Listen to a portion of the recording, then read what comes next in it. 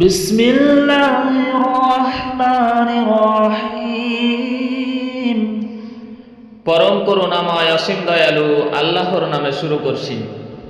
ওয়াতুল ইয়াতামা আমওয়ালাহুম ওয়ালা তাতাবাদদালুল খাবিসা বিত-তাইয়্যিব ওয়ালা তাকুলু আমওয়ালাহুম ইলা আমওয়ালিকুম ইন্নাহু কানা হুবান কাবীরা।